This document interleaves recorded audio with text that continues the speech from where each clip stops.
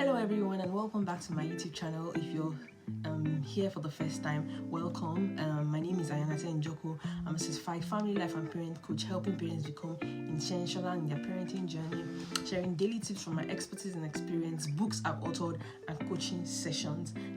I would like to know who you are, so introduce yourself in the comments, and then we'll get right into today's video. Kids need to know that their parents are in charge. Not feeling like an adult has things under control creates anxiety and fear in children, makes them act out and become domineering. They feel an absence of control over situations, so they try to fill the void.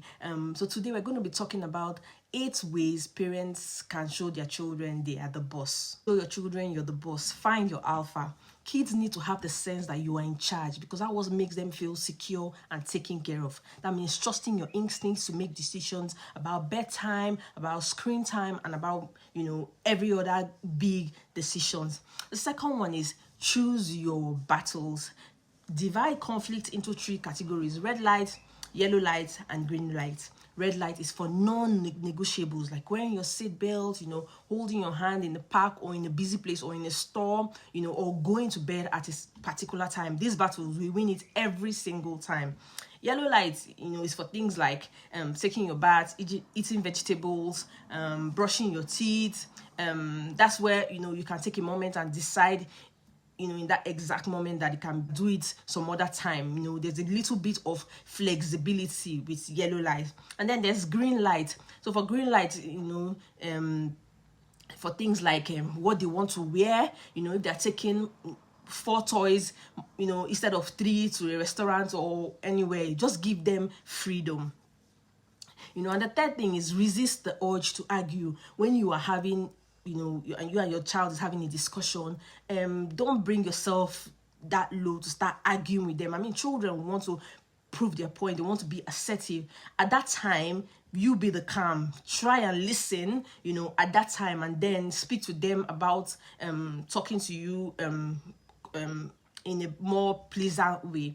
The fourth thing to do is to connect and then correct. Like I said, you wait for an appropriate time. When your child is refusing to do something, your natural reaction is to probably start screaming, "Are you kidding me?" But I would say put down a moment to show some empathy before laying down the law. If you correct right away, you're going to double down on the behavior. So when your child is ordering you to wait, at the park, you can go down to their level and say, "I know you want to play. I know it's hard to say goodbye to your friends, but we have to leave." And, when you talk to them that way, you connect with them, you see that they'll be able to listen to you. The fifth thing to do is don't overestimate. Some parents give their kids too much control over big decisions. There's some decisions that are appropriate for a young kid, like what they want to do for their birthday, but letting them opt out to a family decision, whether to enroll them in a coding class, or an upcoming trip. No. Another example is, it's not if they want to do their homework. They have to do their homework. Is when they have to do those things are non-negotiables. And then number 6, only give perceived choices. It's important to give your kids options, so they don't feel like they're always being bossed around. But the choices need to be limited. Avoid open-ended questions like, "What do you want to wear today?" or "What should we have for dinner?" We can have this or this. A kid's frontal lobe, the part of the brain that mediates, inhibits, organizes, and prioritizes, is undeveloped.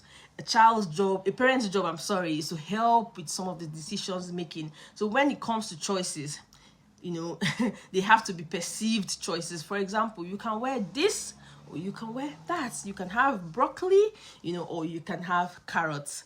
And the 7th one to do is to set expectations. Use these front-loading techniques to get ahead of problematic behavior by soliciting good intentions beforehand. Set everything up in a contract, so if they continue to behave badly, they are choosing a consequences. For example, we're going to the mall. This is the behavior I'm looking for. This is the behavior I expect. How can I help you get there? Talk about the consequences ahead of time. I remember that they should only be logical ones in this case. Going home or having to sit in the car with the other parent. On the other hand, I would say most times don't do for your kid what they can do for themselves. Encourage them, and insist that they do it if they can do it. I know that sometimes they can feel really tired to help themselves. You can help them. I mean, that's what we're talking about. But don't do it for them all the time. I hope this video has helped you. Please drop me a comment, like, share, and subscribe if you haven't. And I'll see you in my next one. Peace.